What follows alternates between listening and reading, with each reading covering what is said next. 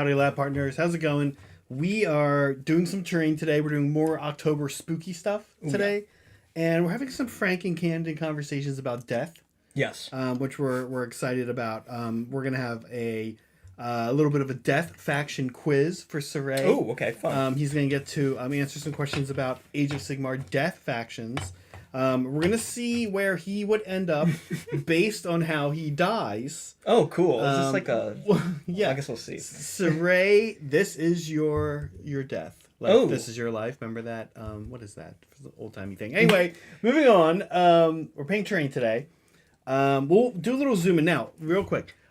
If you're a member, you've been following our Journeys streams, hopefully, where Cire and I have been taking kind of alternating Fridays and just working on a project. Now, I accomplished a lot of what I'm going to show you guys here during that. I've been working on a Soulblight Gravelord mausoleum board here. And you can see this is the old GW kit. You can see where I've gone to. There's a lot more than this that, like I said, I've done on the Journey stream. Today, Cire and I are going to be painting the walls. Yep, there's this statue. Very cool. This is my favorite one. The statue's cool, yeah. Sorry, I'm going to zoom out. That's okay. And then so the walls today and the fences and the gates and all that stuff. So hit the exit. Oh, there you go. Sorry. No, that's okay. This is my favorite. I love this. Yeah, the statue is cool. It's a great box, but it's kind of funny. I'm gonna flip back to clean here, but the funny thing about this box, so I was showing you this before we went live, how it's not very it's not very designed for play in mind. Yeah. Right? Well, I guess play is fine, but like the storytelling is a little weird. It's like this structure doesn't actually make any sense. Right. Yeah, no, that's true. Like no matter how you kind of try to set these up, they don't make nice walls. No, there's always the double column problem. Right? Yeah. That's not... Two columns wouldn't be like that next to each other. That's a little odd. So, anyway, we have a pretty easy task in front of us today, but we are also going to try out some new products that we haven't used, but new to us. Yeah, new to us. Old hat by now, but... No, actually, that's not new to you. That one's not new to you. I've used it a little bit, not a ton. So we're doing some Dirty Down today. Yeah. If you've heard of these, well, then you know. But if you haven't heard... Well, we've got good news. Yeah. So, cool. Okay. You are a little new to mass production of terrain. Yes. So it's very easy. Our very first step we're going to be doing is, so let me show you guys where we've gone to. Maybe we'll bring that guy over here. Cool. I'll show you guys kind of where we've gone to so far here. Let me switch to Lumax. Yeah. Okay. Now, what you see here so far is it has been primed and then it has been airbrushed AK. I'm going to talk about this too. It's been airbrushed AK. What did I call it? I'm going to set it down here for a second while I talk. It's been airbrushed AK Ghost Gray, it's called. And it's been airbrushed another color, which was, I think, just called AK Medium Gray. And I have to say that AK airbrush lines are pretty awful. It is the worst paint I've ever used. So that after struggling through that, which I'll talk a little bit more about, I went ahead and then hit it with some Nuln Oil and some Anthonian Camo Shade through the airbrush, and it tints it. And those two airbrush colors are pretty light, so it really brings it back down. Yeah. So that's where we're at so far. Pretty excited for this. The next step is really easy. We're going to do 2 dry brushes, one of AK Sky Gray, and this is not their air paint, and one of AK White Gray. Yep, basically 2 grayish off-whites. Yeah. Just to really bring out the stone. Pretty much. Yeah. That's it. It's that easy. We super appreciate the gifted memberships. Oh, yeah. Yeah, we really do. If you're new to the stream and you're hanging out here and you're watching, we do want to remind you to give us a love and subscribe. That helps us grow the channel, and it costs you nothing. What does cost you something, if you're interested, is sending us a super chat asking a goofy question, which I see some Liberty Fires here, so we know that that's about to happen already. Or a very serious question. Or a very serious question, yeah. This is a serious stream. Yeah, and also of course, cool to just hang out and support us that way. This is a very serious theme. It's very serious. I'm gonna stop smiling. Yes, Zach, top 3 pastas go. Cire, top 3 pizza toppings go. Also, someone go find John. Same question. Okay. This is from Liberty Fires. Thank you, Liberty Fires. Asking us top 3 pastas and top 3 pizza toppings. Now, I know for a fact that his rule for these is just answer them the way you want to answer them. But I do have to ask, if you're talking, when you ask me my top 3 pastas, are you talking shape? I just took that from you. Oh, okay. You're just sitting there. It's like, oh, he's just gonna. Okay, so I'm gonna answer mine real quick. Okay, yours is more. It's a little more easy. It's a little The problem is I feel like combos, right? Is this a combo thing? Like if I do pepperoni and mushroom, is that? I mean that's 2, but I wouldn't pick pepperoni over like purely like Italian sausage or something. Okay. So I'm gonna say. Oh, so like for example, pineapple is a combo, or not pineapple. Hawaiian. Hawaiian would be like a whole style. That's right? a style. Is that what you're talking about? Yeah, he did say toppings, so I'm gonna try and stay strict to toppings. Okay. Pepperoni. Yeah. Classic. Can't beat it. Can we talk about pepperoni for a second? For a lot of my childhood, I loved it, and then throughout most of my adulthood, I was like, "This is you're too good for it." Yeah. Too good for it. But I'm back to being like realizing that pepperoni is like the topping. Yeah, pepperoni's good. I like mushroom. Me too. I like mushroom a lot. Me too. Yeah. I think I talked about this in another stream. I have a mushroom guy in my my friend group. You did. Yeah. So maybe I need to talk to him about getting some more fancy mushrooms for a pizza, like a one with like 4 or 5 different mushrooms on it. That would like be really a mushroom medley pizza. That would be good. That'd be super good. Yeah, that'd be super good. And number 3 would be like $10 million on top of my pizza. That would be my favorite. That's my favorite topping. I like how that's actually number 3. Yeah. Well, money can't buy happiness, but pepperoni pizza makes you pretty happy. So. Yeah. How do you feel about green bell pepper? No. Not your thing. No. Why not? No. I feel like it clashes with. I don't get pizza for vegetables. Really, I actually kind of feel like vegetables like overall go better on pizza than meats. No. With the exception of pepperoni and sausage, right? Like the 2 classics. But whenever someone tries to put chicken on a pizza, I'm like, I love chicken on pizza. Oh, really? I'm never that impressed. Chicken and jalapeno pizza might actually be my favorite. With like the barbecue sauce and stuff? No. Just regular. Still tomato? Yeah. Okay, maybe. They always do there's, if you're not in the U.S., there's a popular American pizza that's like, basically you replace, it's like a chicken barbecue pizza, right? You've had this before. Yeah. I mean, I like it. I like barbecue pizza. I don't think it's my favorite. Yeah. But. Oh my god, we were wondering how many of these wall segments we should do for the stream. It goes really fast. Yeah. But we have a lot of roses to paint. Yeah, that's going to be the time killer. In fact, if we switch here, will we see the roses? Oh, if we go down just a little bit. Oh, sorry. No, it's okay. There we go. You can see the roses. Chat, we're getting. Oh. There we go. Yeah. We're getting. They actually add a lot. They do. I kind of zooming now. I kind of hated them on Journeys on Friday when I stumbled upon them and hadn't really given it much thought. Come on, I believe in you, Lumex. You can focus. Hold the little button. Yeah, it is. Hold on, I'm gonna just click. That also will work. I believe in you. Oh, thanks, Jules, the End of Empires. We appreciate the gift of memberships. Right, you guys are just going to have to trust me that they're... Yeah, they're roses there. They are roses, and they do add a lot. It's and there they are. Yeah. Okay. I'm going to switch back to clean. Back to top 3 pastas. Let me see if there was any kind of... Oh, yeah. Don't want to stay stuck on this. Liberty Fires, if you gave me any guidance on answering this question. No, I guess not. So... I would say I'm going to answer it kind of in a group and say, first of all, this is very hard to answer. Top 3 pastas. I'm a big fan of just traditional. I make my own like marinara sauce. I'm a pretty big fan of that, and that can go over pretty much anything. But any kind of tomato sauce is good. Yeah, this is hard to answer. I feel okay. So I don't actually know what is the definition of pasta? Well, I guess technically it's just the pasta pieces themselves. Okay. It's not the dish, right? Necessarily. Right. So spaghetti is a pasta,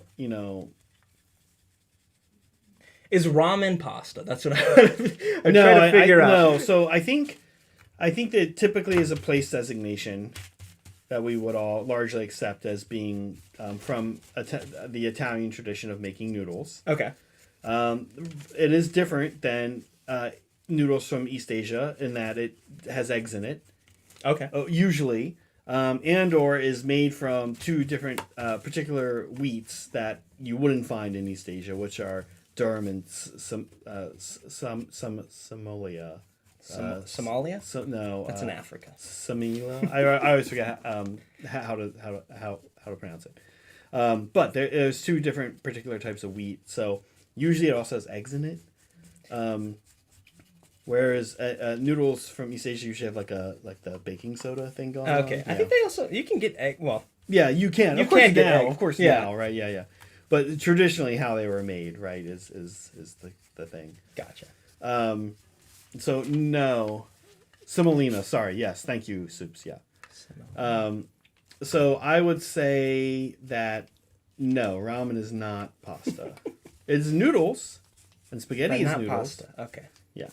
I'm a big fan. So shape-wise, I guess I like bucatini, which is the thick noodle that has a little tiny hole in it, so sauce can get down in the hole, but it's still a noodle. Okay. My like engineering. My pasta. That's what's so cool about pasta. My pasta maker cannot make bucatini though. It's kind of hard to find fresh bucatini, so I usually have to buy dry. That's okay. I also like cavatelli. I have a cavatelli maker. They look kind of like, this is gonna sound gross, but they look like little silkworm pupa. Yeah, that does sound gross. Yeah, they look like little silkworm pupa. They're kind of gross looking. I have a cavatelli. I'll have to make cavatelli. In fact, maybe I have. No, maybe not. You have given me pasta. It was very good. Okay, I'll have to make some cavatelli sometime. And then shape-wise after that, honestly, I'm probably going to say fettuccine or linguine. Just like a nice flat noodle. But I'll give you two bonus ones that I'm super into. So, first one is, this is another thing I need to make for you and Holly at some point. It's called testaroli, and it's actually the oldest pasta in the world. Oh, really? Yeah. You almost kind of make like a crepe pancake. Okay. And then you cut it in diamond shapes. Ooh. And then you take that and boil it in water kind of quickly in salt. And then if you want to eat it the way they ate it in the Roman Empire, it's just pecorino romano and basil. You don't use tomato because that didn't exist. Well, it existed, but not in the Roman Empire. So that's the dish. Megan and I love that dish. It's just pecorino romano, that simple like pasta and basil on top. That's very good. Sorry, this is kind of an aside with that. Yeah. Okay, so like when you look at like movies or like media that depicts medieval times. Yeah. Like I feel like, especially in fantasy, you'll see like potatoes. But potatoes are like a new world thing. It's like so like they wouldn't have potatoes in the medieval times. Like 1500s. Yeah, they wouldn't have that. Yeah. No potatoes. No, that's very true. Is it also pepper? Bell pepper. Yeah. We didn't have. I think all peppers are from New World. I don't think there are any. Eggplant is from Old World. Okay. But squash and zucchini are New World. No corn. Corn's New World. Yeah. Many beans. Yeah, most beans. All right, sorry. I wonder if we could get a good view. You've become cameraman today, but we can put in the middle if you want. I wonder if we could get a view of either you doing what we're doing or me doing what we're doing. Let's do you, because you're the expert. Well, that drive. So I'm going into the second color, and all right, where are you working?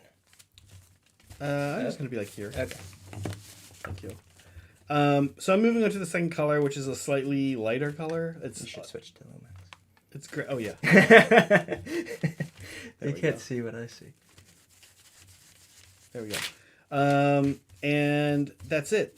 Rudy Picardo, thank you for the gift of memberships. I think we missed some other. There was another one. Jules? Yeah, Jules. Thank you. I might have gotten Jules, but Jules, it's never too late to thank Jules again. Thank you, Jules. Yeah, thank you.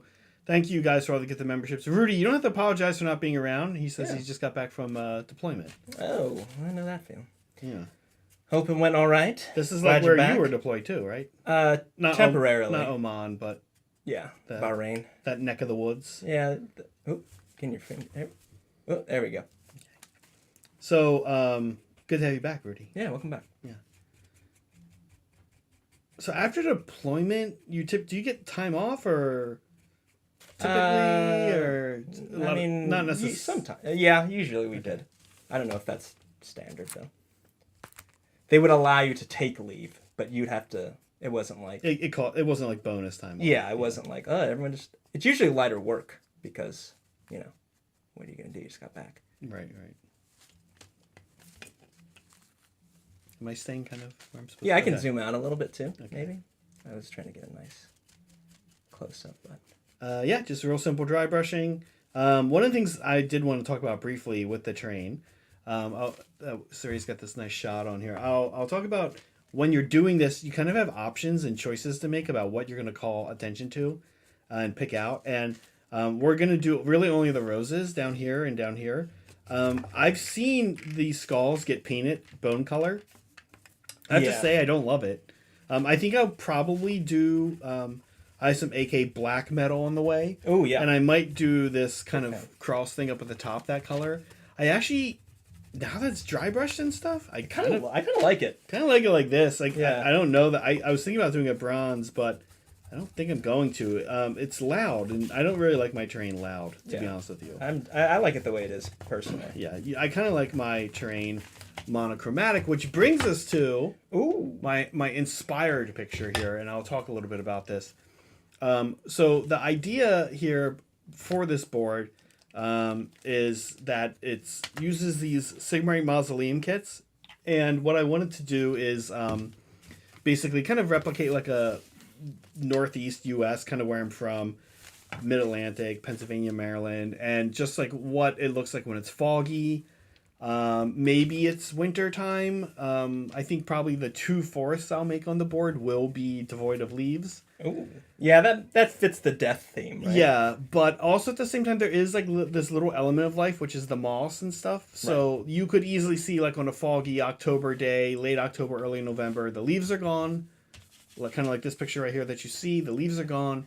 But at the same time, there still would probably be moss around. Right. And that's kind of what I'm going for. So, you see, one of the things I like to do when I make a board is I usually like to make a color palette.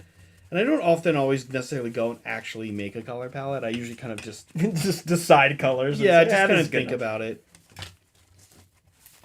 I do think though that that's important, and I keep it limited. And really, I don't want to introduce bone, but we are going to have to introduce a little bit. But we might not even get to paint those today. Yeah, we didn't get the paints out for it. There's only one each. Yeah. Well, they'll live. They'll live at home. Yeah, they'll. Unlike the people in this terrain board, who are very dead, but also kind of alive. Yeah, kind of alive. The spirit of Nagash. I hope that's not like a clue to what's. That's not like a giveaway for the quiz later, right? Well, Nagash is of course the supreme ruler of all the undead. Of course. Yeah, I knew that. You knew that, and yeah. But anyway. That's the idea for this board. I'm pretty excited about it. This is, I think, the first time I've really put a lot of effort and thought and planning into a Sigmar board. Previously, I kind of just would do them like a few pieces and add them to a mat. Right. And it's worked out okay.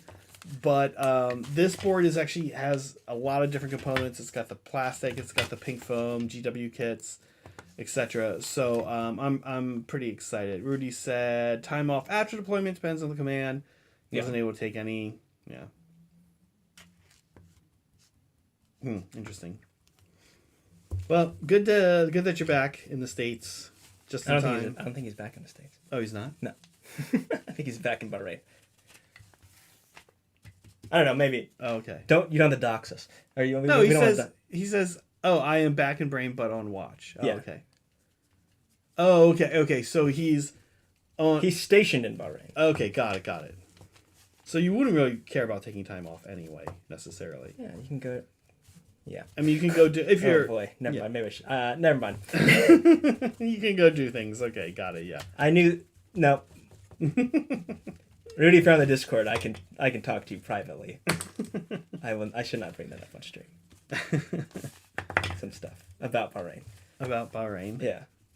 But Rudy, actually, it's great that you're here because we picked up some of this Dirty Down, and when I bought it, the guy from Goblin Hut told me that it needs to be on the mixer for like 30 seconds. Yeah. Yeah. So here we go. All right, you guys ready for vibration time?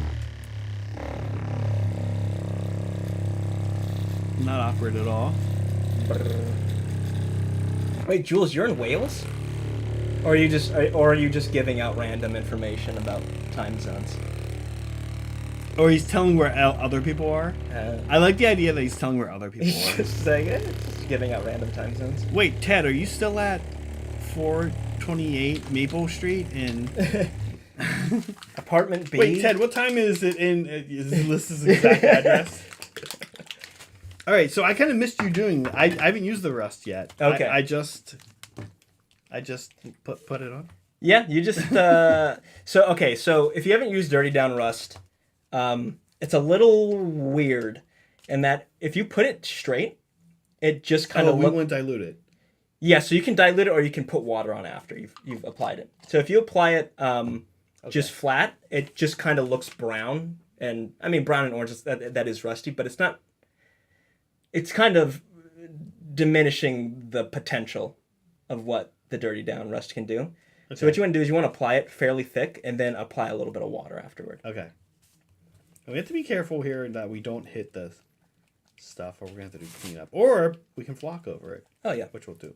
Although we can't really flock on the sides of walls. I mean, we can. You can. If you start, as long as you start from the bottom. That's true. Yeah, we still use the Vortex Mixer actually all the time, like every day, pretty much.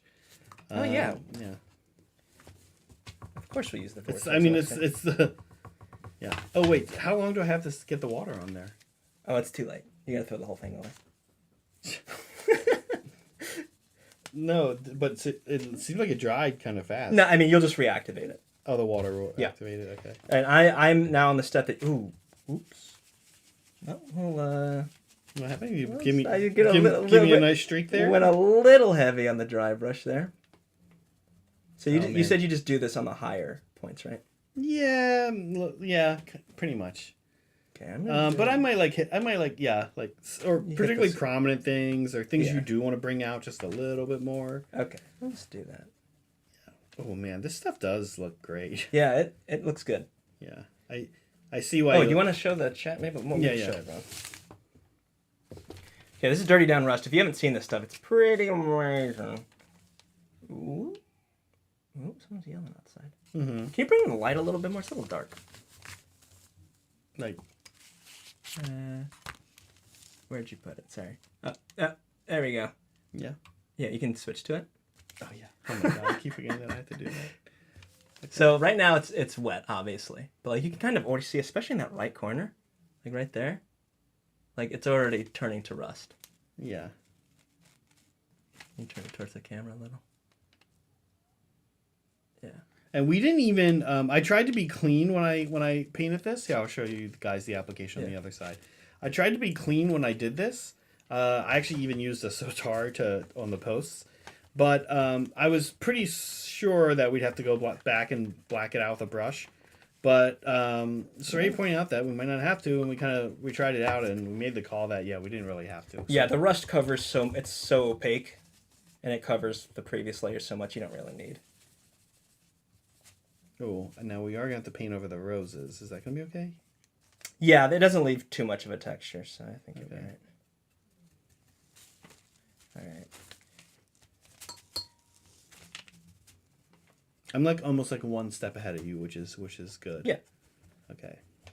So I gotta go back and do all the second highlights on all these. There's the skull. Yeah, you can kind of, even when it's wet, you can kind of see it. You can see it, come into making it more prominent as it dries. Liberty Fires, thanks again for the support. He says he's thinking about using the rust when making his Death Guard army, but Yes. he's worried it might be too expensive. Ooh. I mean, do you think he can get through just one pot? It is expensive. I guess it depends on how big your army is, but I would. It depends on how much rust you're putting on them. If you're just using it for like spots of rust, you should be fine. But if you're using it like this, like you're gonna go through it pretty quick. Yeah, I guess so. I don't know. I mean, like, if you think it's gonna look really cool, you should do it. I mean, the most you're gonna use is 2, right? Like, it's hard for me to imagine. Yeah. Unless Liberty Fires is paying Death Guard for like the next 5 years, which he might be, and then he's gonna slowly buy it as he needs it. But like, I think for the most part, it's. I think it depends on like the amount of rust, right? Some people like to go like all rust, like you basically put down a base coat and then you apply rust over the entire thing. Yeah, you're not wrong. I've seen that. Yeah. That's probably not. You're probably not going to be able to stretch it too far. Oh, right. Okay. Oh, sorry.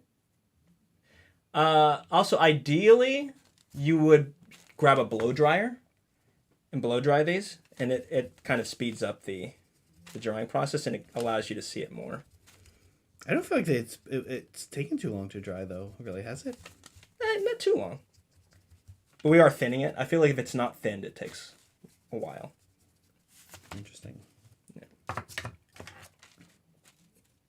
That's cool though. Yeah, it's nice. We also have here the moss from Dirty Down. Yeah. We're thinking we're gonna try that. Yeah, we're gonna try this in a little bit. Yeah. Oops, sorry. Whatever. Yeah. And we did try a little bit. How's that one actually looking, Cire? Where we added it? It's honestly not great. I don't like the finish, but if you matte varnish over it, it'll be fine. Here, pass it to me. Yeah, so like it's not great. So previously what I had basically done is just the flocking, which I'm a big fan of. But then here we kept adding some layers of the moss. Yeah. And it just kind of looks like green paint. It's a cool translucent effect, but I'm not sure. It'll look good when you put the green over it. I think the flock over. The flock over. I think as a combo it'll work pretty great. Yeah. I'm doing a little erasing here with with water. Okay. On places where I got my. If it bleeds a little bit, it'll be fine. Rusty water runs, right? Yeah. Now look, we do have some things to entertain you guys with, and one of the things we want to say, like I said, is give Cire a quiz based on different death factions in Age of Sigmar. Now, that said, there is a poll up. Please vote on the poll. What faction is the coolest? Don't worry about the rules. Just which faction is the coolest. Rule of cool. Yeah, I can tell you guys right now that you're getting it wrong. See, like Bone Reapers, really? Guys? I mean, I guess they're cool. Yeah. They're alright. They're sort of like everybody. Oh my god, I'm about to actually. You got the grognard on us? I'm about to throw you under the bus here because I was gonna say everyone thinks Custodes are cool in 40k. That's because they are. And I have to say that I'm less than in love with how cool Custodes are. But what I will say is that I feel like Bone Reapers are kind of similar, honestly. In terms of lore? In terms of like eliteness. Yeah. In terms of maybe that's it. They're similar in that you don't have too many models, and that's about it. But also, you kind of can have a lot of money. Right. I don't know. That's sort of. Anyway, so what we want to do is we want to, so Nagash, the Supreme Lord of the Undead, he gets to put people in different kind of roles, depending on just how they die. But there are other factors like who gets to them first, etc., etc. Mm-hmm. So we're going to do a little quiz, and the purpose of today's quiz is we're gonna talk about how Cire dies and where he dies, etc. What happens to him after his death, and he's gonna have to try to figure out what sub-faction he got put into. Okay. Now there are 4 possible answers here, as you know, Cire, and they're the 4 They're the 4 up here that are on the poll. Now, do you know? Could you summarize these 4? Okay, flesh eater courts. Let's see. Flesh eater courts are, I think they're the ones who think they're Bretonians. So they definitely don't think they're Bretonians. Okay. That has been pretty made clear that is not the case. Sorry. However, otherwise, yes, they do think they are a noble court. Noble. Sorry, not Bretonian. They're not French knights. They're just regular knights. Yeah, they're not French. They think. Right. They think they're a noble knighthood. And yes, otherwise that's correct. But what also you want to make sure you know, what kind of undead monster are they? Like if you were playing Baldur's Gate for example. Yes. Your favorite game. My favorite game. What kind of monster would they be? What kind of undead? They would be like a vampire, but not the sexy vampire, right? They'd be the gross vampire, right? Or like ghouls, yeah, stuff ghoulish, like that. yeah. Gas. That's kind of what they are. Okay, Night Haunt. You know what they are? Night Haunt are ghosts. They're ghosts. They're ghosts. That's the ghost term. They're like the haunted house ghost. They're your traditional Halloween haunted house. Yes, they boo. They boo. Yeah, that's it. They wear sheets. I mean, both those things are true. Okay, and Bone Reapers. Do you know what's going on there? I think they're the most AOS of these, right? They were not in Warhammer Fantasy. Neither were Night Haunt. Well, but they did have ghosts. Like they had, I forget what, like hex wraiths in Warhammer Fantasy, which are like ghosts with scythes and stuff. Okay. Bone Reapers, they're like the tax people. Right? Yeah, yeah. Yeah, I think they're not. They're bone golems. Yeah, right? yeah, that's right. They're not really technically undead resurrected things. Yeah, they're constructs. Yeah, exactly. Now we should put this on the vortex mixer. This is the moss. Okay, you want me to take that? Okay, you got it. Yeah, I got it. Just getting a little cozy with the camera here. We shook this up and we're using it a lot earlier, not too long ago, so I think we'll be okay. Okay, and then Soulblight Gravelords. Soulblight are my personal favorite. Okay. They're like well, I was gonna say they're like just the skeletons and zombies. Mm-hmm. That is mostly what they are, but they do also have the like random like vampire. They're kind of like vampire lords from Warhammer Fantasy. I think it's fair to say that they're like kind of like the most traditional undead. Yeah, right. They got the zombies, they got the skeletons, they've got the vampires, they've got the like dead wolves and stuff. Exactly. Okay, so you know what's what. So let's see how you do here on our quiz. Okay, is it quiz time already? It's quiz time. Yeah. Okay. Let's do this. Okay. So here we go. So you died. Oh. But what death faction do you get stuck in? Okay, so you died in your apartment. Now, along with the rest of the people that lived in your apartment, a pasty goober dandy is telling you where to go and who to kill. Also, you think it might be like 500 years later. A goober dandy. Yeah. You suddenly are awake, and you died in your apartment. Now, along with the rest of the people. Okay, so he must have died in a big disaster if we're all dead. Did maybe gas maybe the gas leak? Maybe. Yeah, maybe. Just a random meteor hit our house. Maybe. Okay, yeah. this feels like. I think 500 years later. Everyone else is making me think Soulblight, but I think the pasty goober makes me think flesh eater courts. Okay. Yeah. All right. What's your? By the way, there's only 3 of these, so one of the factions won't be an answer. Okay. Flesh eater courts. Okay, flesh eater courts. I'm saying flesh eater courts. It was a good guess, but not quite. Oh, okay. I missed it. So we said that it was Soulblight Gravelords. Oh, okay. And there's our Soulblight Gravelord image that Meg made. Should have gone with my gut. You should have gone with your gut. Should have gone with my gut. Yeah. Now, I think it's fair to say that you're not super wrong. It almost could be flesh eater courts. But it wouldn't be a dandy. Ooh, okay. Sorry, that's actually what threw me off. I was thinking, like, is a knight a dandy? No. Not really. Not really, and is a ghoul a dandy? Definitely not. But they are pasty. That's what threw me off. I was too focused on the pasty aspect. Next one. Here we go. Okay. In life, you love to varnish. Now in death, whenever you try to varnish something, you spill the varnish. You're angry about it now, so you kill the living, especially those who enjoy varnish. Okay. This does not sound like Bone Reapers to me. Okay. This doesn't sound like Bone Reapers. It could be Flesh Eater Cords. But my gut, I'm going to go with my gut. My gut says, not what are the ghost guys called? Night Haunt. Night Haunt. My gut says Night Haunt. Yeah, so that's right. Yeah. They have a tendency to be basically being punished in death. That's almost rude. almost always sort of an irony based on their life. So they are kind of, and then there's two kind of reactions. One is they're angry at the living. Yeah, and fair. they want to kill anybody. They're jealous often. They've been, especially the people who, you know, they were like criminals, and they're, you know, there's some kind of thing that happened in their life that they're being punished for. Right. And they're just like vengeful about Vengeful it now. spirits. Yeah. So that's sort of what's going on with all of the Night Haunt.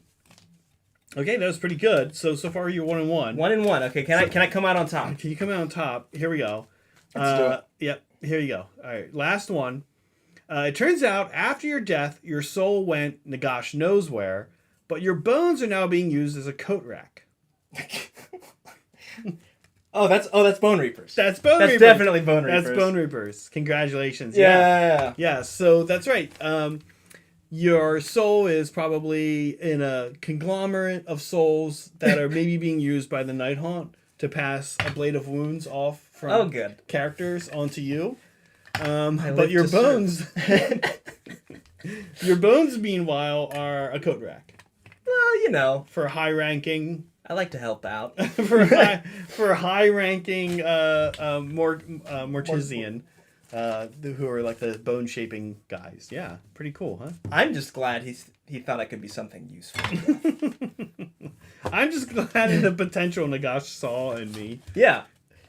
I mean, I could have been a footstool. That would have been much worse. Yeah, it's true. So hey, you did pretty good in your death quiz. So I'm ready to die. You're ready to die. So we'll close the poll here in a bit. Two factions are kind of tied here, which is Bone Reapers and Soulblight. So please do vote, peeps. I think we ended up with a super chat also. I think there was one, or maybe it was member. There's members too. There's members. It's Rudy. Oh, okay. Hey, Rudy. Hey, Rudy. How do you never shrink that? End poll. No, that ends the poll. Oh, I thought you wanted to end it. No, I want to end it. We'll end it in a bit. Okay. We'll end it at 5:30. Yeah.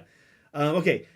Hey Rudy, how's it going? Thank you, as always, for your support. He says, has anyone on the Hobby Collab team used the Dirty Down Verdigris or Yellow Rust?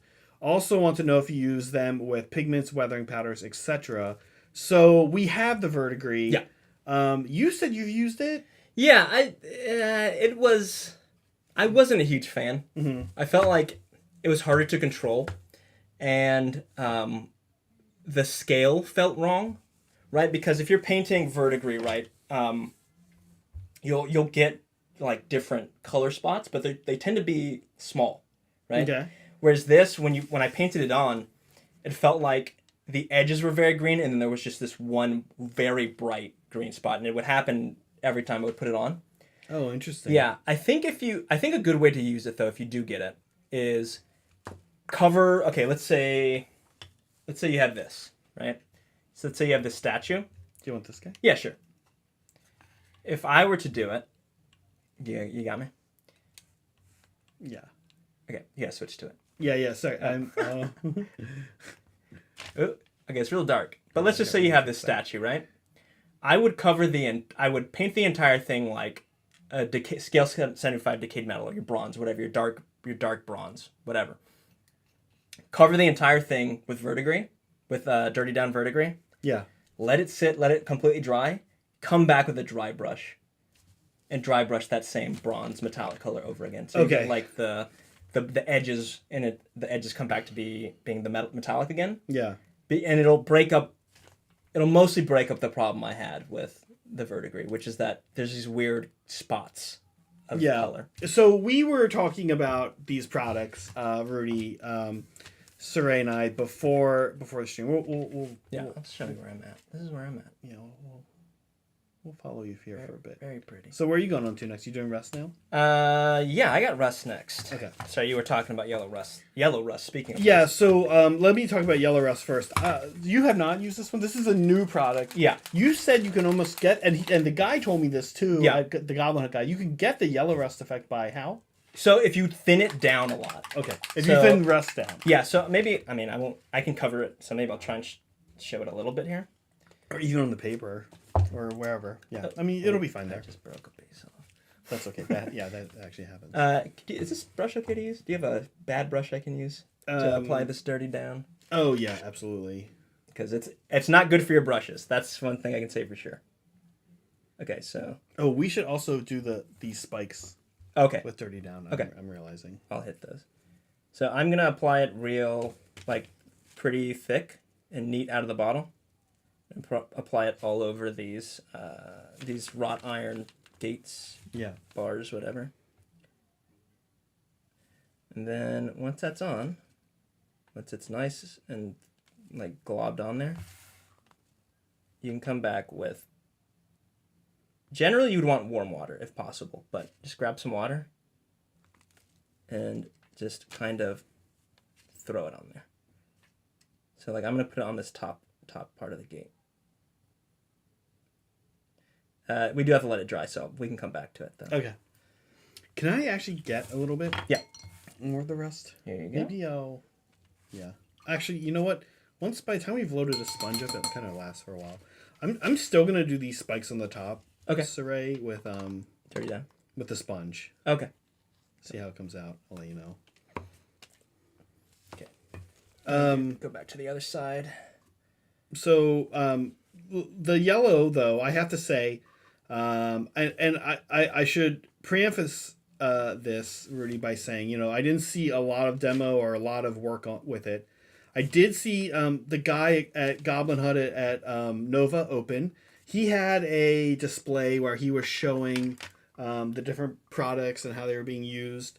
And he had sort of this, one of those 40K, or I forget what company makes them. I don't think it's GW. No, it's not GW. But they're these 1x1 inch, 1x1 foot tiles, plastic tiles with a lot of texture on them for terrain.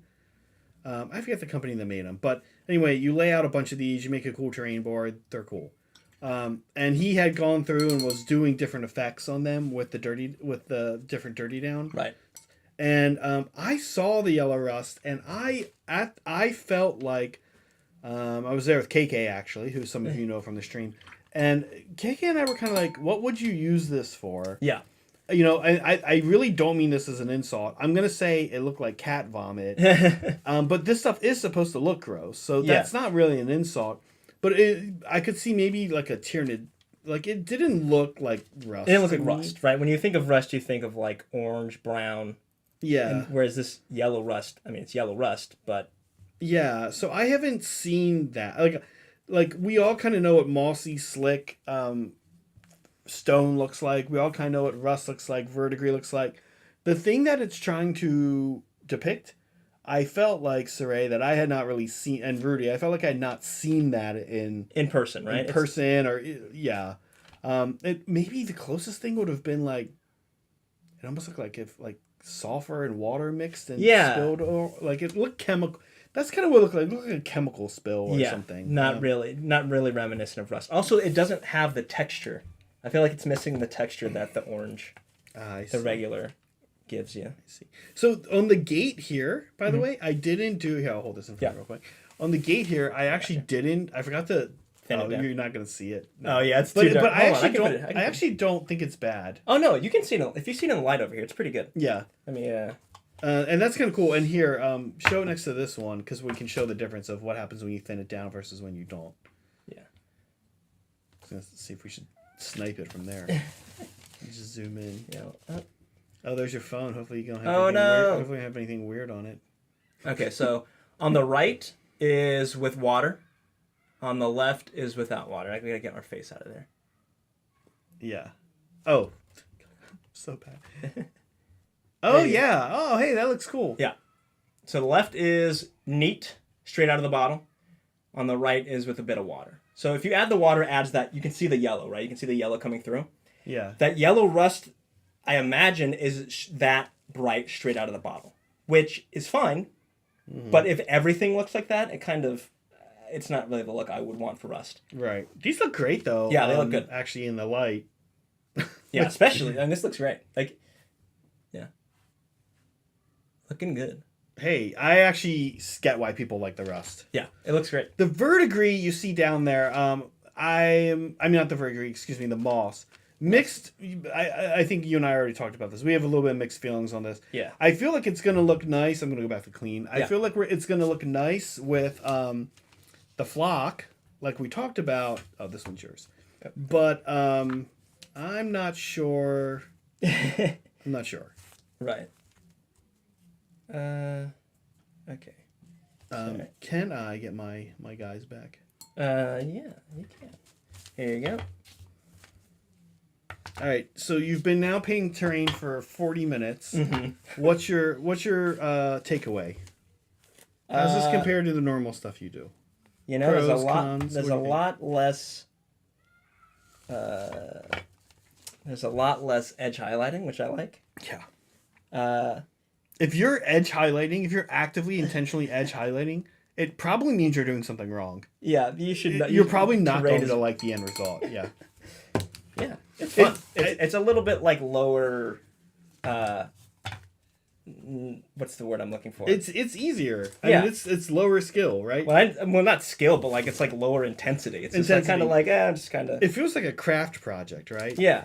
Rather than like a serious painting session. So it is kind of nice. It's a nice change of pace. Yeah. I've always kind of liked to be able to alternate between like some army project and some terrain project, personally. Yeah, it's fun. I'm enjoying it. Yeah.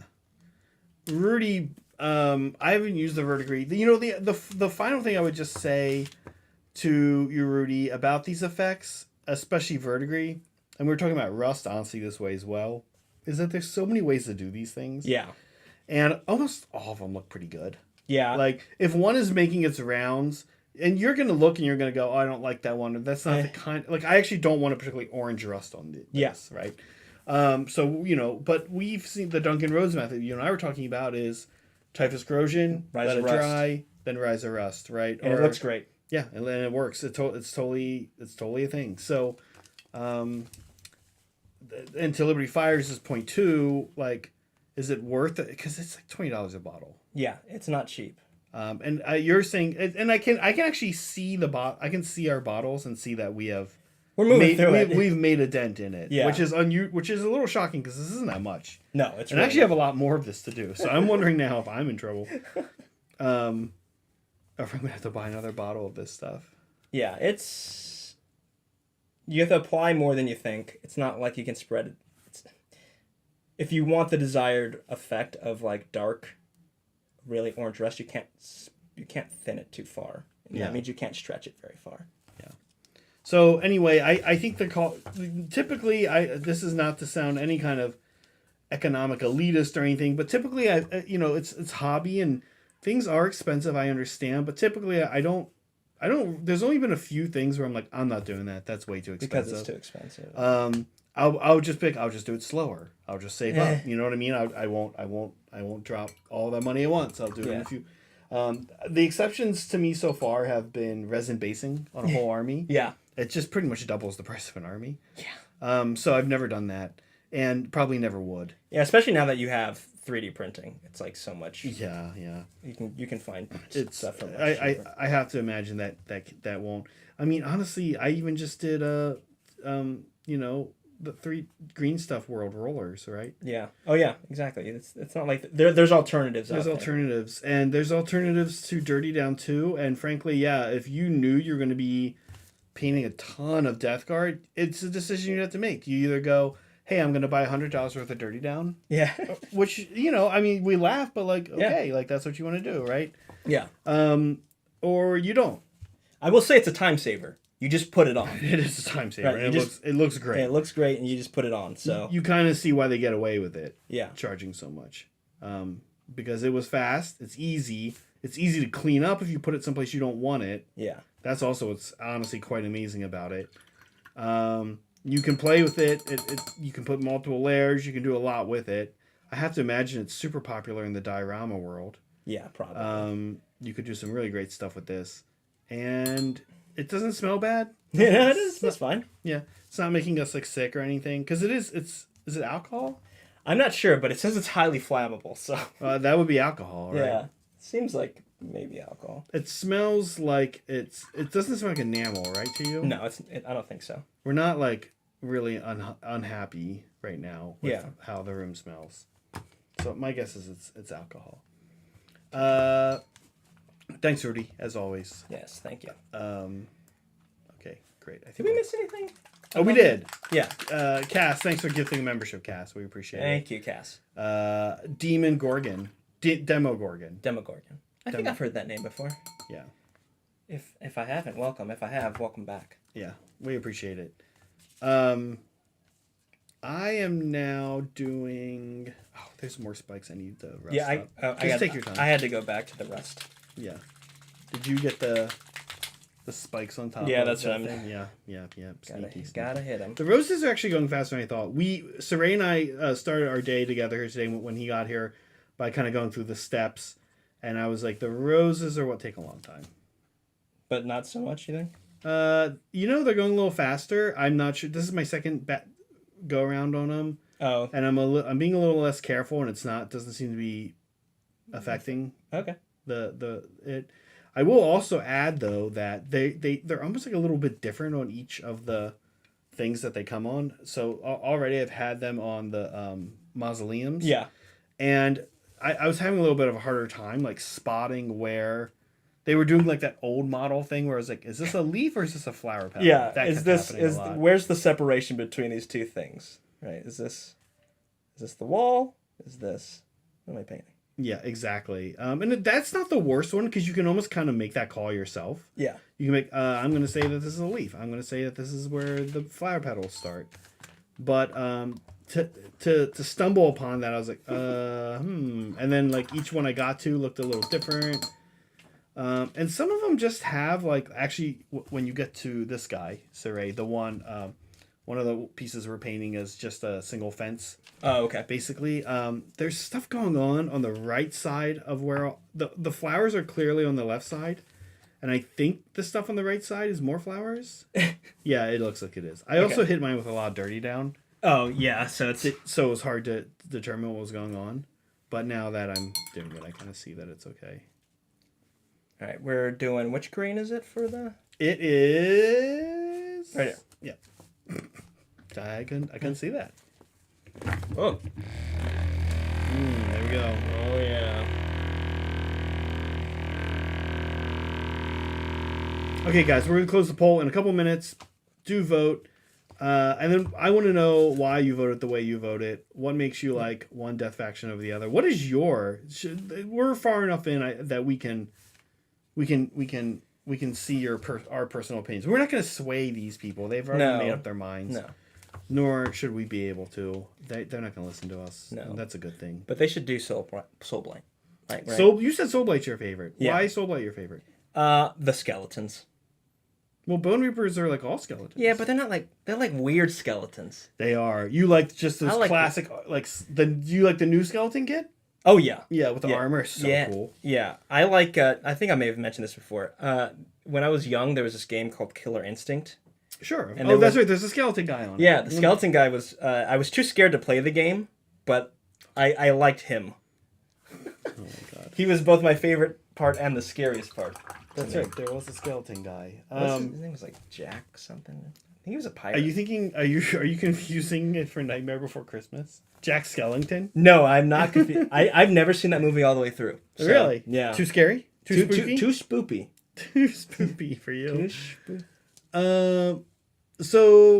So you like that? You like Soulblight for the skeletons? That's cool. Yeah. So if you did Soulblight Army, you'd go heavy skeletons? Oh yeah, a lot of skeletons, lots of. I don't love the zombies, but they're fine. They're cool. They're okay. They're easier to paint than you would think. Yeah, I will say it. And the new skeleton kit is, I think, kind of a pain in the butt. Yeah, you can ask Meg. Yeah, it's the armor. Yeah, it's kind of a pain. Yeah, I imagine. So that's your favorite. I think my favorite is Night Haunt. because I've always liked in horror. We talked about this, Meg and I, on Sunday. I've always found ghost things to be the spookiest. Yeah. More than zombies, more than slasher horror movies. Right. More than like weird Freddy Krueger stuff. That I've always thought like a good, like we talked about The Grudge and The Ring. Yeah, a good, nice haunting. Even Paranormal Activity, like just that and like spooky witch stuff and spooky demon stuff is like the best, right? So Night Haunt is kind of like that. I think I like and I also think it's a lot of Games Workshop model lines are stunning. Yeah. And then we'll go a layer deeper and say everybody knows this. This isn't me being an AOS player and negging on 40K players, but every 40K player says like, "Oh man, I wish we had models as cool as AOS." Right? Everyone knows the AOS models are overall just a little cooler than the 40K ones, but then I think there are certain lines like the Lumineth, the Deepkin that are just particularly out of this world, and I kind of feel like Night Haunt are up there for me. Yeah, I almost started AOS when they revealed what was the game, Curse City? Because that's when I showed the skeletons. Like, oh my gosh, this is like the coolest thing I've ever seen. Skeletons, the Varg Skier is in there. Meg has the Varg Skier, which is super cool. Yeah, there's some really cool stuff. The Rat Prince guy. Kritzka, the Rat Prince. Yeah. So good. Like I really like the thralls and lords. Yeah. Undead. That's like that's the thing I like. Like a necromancer raising an army of the undead. Is like my perfect undead. Yeah, I mean that, and it's cool. That's how Soulblight plays. Like, right? Yeah. Although like it's not like if you kill a vampire, like all the units go away, but which is good. That's a dumb mechanic. Okay, Broken Chef says my favorite is Flesh Eater Courts, crazed vampires that treat themselves as royalty. Also cool that they showed up at the same time Bertoni fell. Also, John is still a fiend. Yeah, John, definitely. He wouldn't be undead. He'd be chaos because he's a fiend. John undead is like his favorite though. Really? Yeah, elves and undead is like John's thing. Ooh, there's kind of a lack of undead elves. Are there undead elves? Kato, I think is an elf. Can someone lore check that for me? Maybe Meg. I think Kato is an elf. Kato is a anti-chaos vampire. He hates chaos. Fair. He's not associated with any of the dynasties. He's like a outcast, but he'll work with any of them. Self-made. Yeah, Meg has him. He's super cool, and rules and game wise, he's like just the coolest model because he's a little expensive, but in points, but he does like each turn you get to pick what he does. Right. And he's either better at magic, better at fighting, or his movement is like 24 inches. Oh, okay. So like just elf things. He's just crazy fun. He's so fun. It's like, okay, what do I need this one little character to be able to do this turn, right? Like, right. And he can just do it. He can go in and he's like extra good against chaos because they ruined his land or something. Right. I think he's an elf. Ooh, you know what else I really like about Soulblight? Vampire cavalry.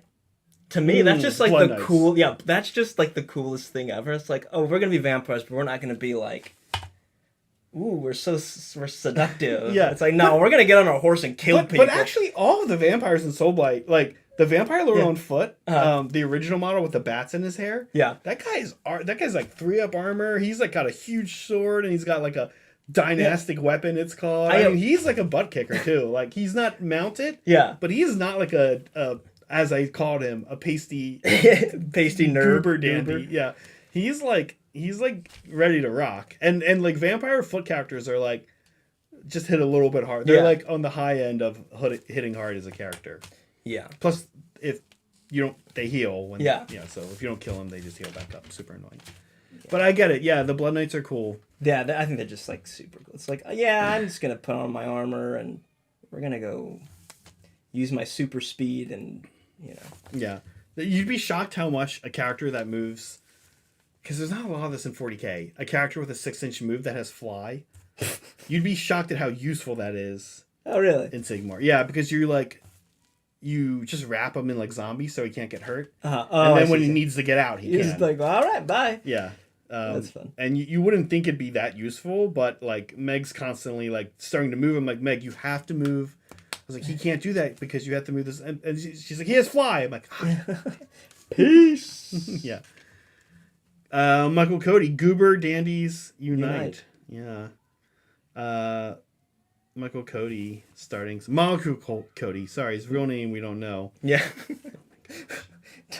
Yeah. I wonder what it could be. This guy's going to sue me one day. Molecule actually starting some Lumineth, and we have some of his fan stuff. Yes, I seen a sneak peek and no surprise there. Crazy interested in seeing this guy take on Lumineth. Yeah, because as mentioned a few minutes ago, I find it to be one of the, if not the most awesome army in that GW makes. Beauty wise. Coolness. Yeah, they are a beautiful army. Coolness wise, what do you think? What's the coolest army in either game, visually, model line wise? Okay. Just model line. Just the models. Oh, that's hard. Let's see.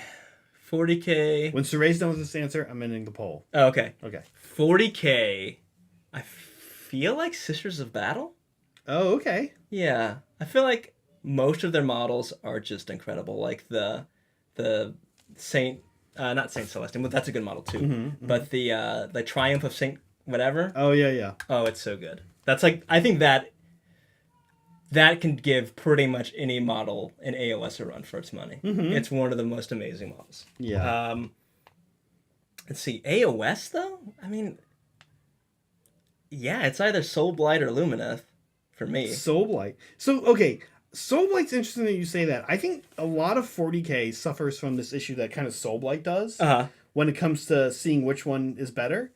Which is that Soulblight is like it spans like 20 years of models. Yeah. Oh, that's fair. And some of them still kind of hold up. Mm-hmm. Like I think Fellbats are kind of, well, actually no. Now I'm thinking about the Soulblight line. It's fairly new. Dude, Graveguard are old. And actually, they're okay. I was just going to say, imagine when they remake Graveguard, how well, good... they have. You've seen some of them. There's a war band. There's an Underworld's war band that has like 10 of them in, and like, or I forget, it has a weird number. It's like 8 or something. Okay. But some people have started to just buy multiples of that war band. Dude. And they look great. They have that. They have the big bat helmet still. Yeah. They have the double-handed sword. Yeah, the big, huge weapon. Yeah. Yeah, I've not. No, I haven't seen. I don't know if I've seen that. I've probably seen it. I just don't remember off the top of my head. Yeah. So right, that's same with 40K, right? Because like I love me a Suryani vehicle. Yeah. A Falcon, a Wave Serpent. But then like the Viper could probably use the Viper's like okay. Yeah. But the new Viper's going to be a million times better when it shows up. Yeah. So the line is so old and so new that it like gets this big stretch, and then it's kind of like, what's going on here? And honestly, you're gonna hate me for what I'm about to say. Are you gonna say Tau? I am. I honestly feel like it is the most unified aesthetic. Then add to that, like 2 alien races. Yeah. That like increasingly now have gear that kind of matches the Tau's gear. Right. So it's like they're clearly different aliens, but they share like this equipment, and they share this like aesthetic, or they share manufacturing or whatever. Yeah. It feels like a very unified line. Also, I know everyone's gonna hate me for this, but honestly, like new Primaire stuff, all the new Primaire stuff is. I mean, I think it's a mixed bag. Well, see, the thing is, it has the benefit that AOS armies have, which is that they're new. Yeah. And right out of the gate, it's like boom, here's the new army, and here's 8 units, and they're all super unified. Votan. Yeah. Actually, it might be Votan for that reason. I was going to say Gene Stealer cults. Oh, it might be Gene Stealer cults. Again, same reason. Yeah, they're very unified. They have their own aesthetic. The whole thing came out, and then they've released maybe 1 unit and a bunch of little characters. Yeah. Yeah. But... yeah, I'm trying to think of a bad Gene Stealer model. No. The worst, and maybe Gene Stealers. Yeah, probably Gene Stealers are Aberrants, but even Aberrants are pretty cool. I think Aberrants are still cool. They got the stop sign. Yeah, exactly. Yeah. The guy. All right, ending the stream. Listen, we have to talk. Oh, no, not end the stream. I did hit end stream. He hit end stream. I did hit end stream. You're like, what? No. Oh my god. Ending Paul. the poll. Yes. Well, we have a tie, unfortunately. So I guess Soulblight wins because you and I like them better. We put him over. And we didn't vote. Did you vote? No, I didn't vote. I would have voted for Soulblight. I would have voted for Soulblight over. Wow, Bone Reapers are cool though. Everybody leave. Yeah. It's true. Ending. Soups is not wrong. Yeah, I feel like this. I'm kind of curious why people voted this way. What makes Bone Reapers are cool? Listen, I'm just a little down on Bone Reapers because I hate playing them. Steve and I played a game Monday. It was actually super close. I still lost. I'm still salty the whole time I play this army. I cannot believe how many times they hit on 2 and wound on 2. It's just a nightmare. I wonder, did people vote for them because, despite you? Despite me, maybe. I'm gonna start working on the roses. I have more roses. This doesn't have roses, right? Oh, there's actually roses on the back. There's actually not as many as I thought there was. Yeah. Okay. You have some like candles things. Did you want to? Nope. No, just ignore them. Just ignore them. The candles would be cool, but I'm not gonna paint fire. I'm not going through and doing all that. Yeah, good point. Okay. Yeah. I'm kind of curious why people voted the way they did. We've had some input, but. What makes Bone Reapers Soulblight cool? Why did you vote? I thought Nighthaunt would get more votes, honestly. Yeah, honest. Nighthaunt is cool. Yeah. I like they would be my second. I mean, I'm not sad, but I'm just saying I feel like when they came out, people were really kind of blown away by the line. Yeah. Maybe it's old hat now. Yeah. The catapult is super cool. Jupiter's pointing out. That's funny. Yeah, the bone. Oh, there's a Bone Reaper catapult? Yes, it's so cool. I should show it to you. I have it assembled. I have a whole Bone Reapers army assembled. But not painted? But not painted. Oh. I've stopped, I stopped working on it. I don't know, I should resume it. But man, it keeps kind of getting pushed back in my queue. Right. You know how that is. Yeah. I guess, or maybe you don't. No, I do. I have a Death Guard army that That's right. is just sitting like more than 50% painted. Like everything's based and primed. Yeah. It just needs. I should just take some Dirty Den Resto and finish it off. Honestly. Yeah. Maybe. I mean, you kind of want to ask yourself, like, what is the point? Like, do I really just do I want to win, like, be in the running for best painted at like an RTT? Because you can do that. Like in the Bay Area, you can go to an RTT with one of your armies and probably win best painted. Not that there aren't other good painters in here, right? But you'd be in the running for sure, right?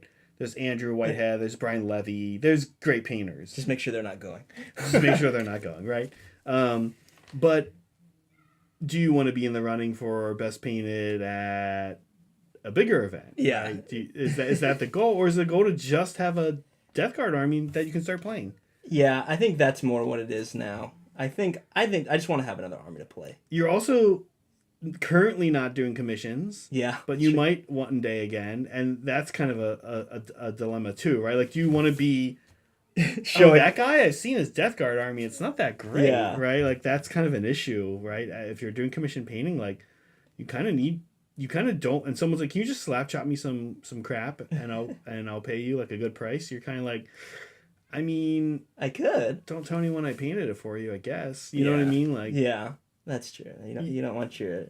You get a little worried about that, right? That's when you have to come up with a pseudonym. Yeah. This is my. I want to know your pseudonym. Yeah, my pseudonym. Chad, what's my pseudonym for my bad painting? Bad painting. Not bad painting, but my let's say lower standards painting. Oh my gosh.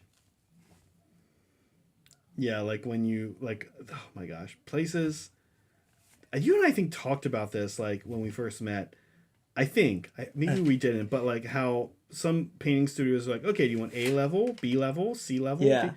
I'm like, that is too many levels. I think 2, right? Like, yeah.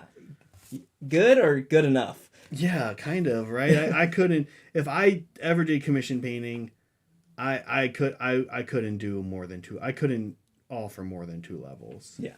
And I probably would get to a point where, like this, for example, I'd be like, yeah, I'm not painting these skulls bones on level 1. I will paint the roses.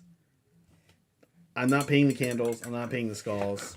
If you want that, that's level 2. Someone's yes. I have a hard time doing that though. Well, it's not even like how good are you gonna paint. Yeah. It's how much are you gonna paint. That's what it is, right? Like again, like, or I'm not gonna add an orange. I'm not gonna go and hit any you shouldn't, in my opinion, shouldn't really be doing that with terrain anyway. I tend to not like. I tend to whatever final highlight levels I put on a model, I typically ditch them on terrain. Okay. For the purpose of having medium dark tone terrain. Mm-hmm. Sorry, medium low. I'll say. If it's on the toaster, it's medium. Okay. Right. If it's a toaster setting, my terrain is medium low. Okay. So like on like an oven, like 4. Okay. Okay. 3, 4.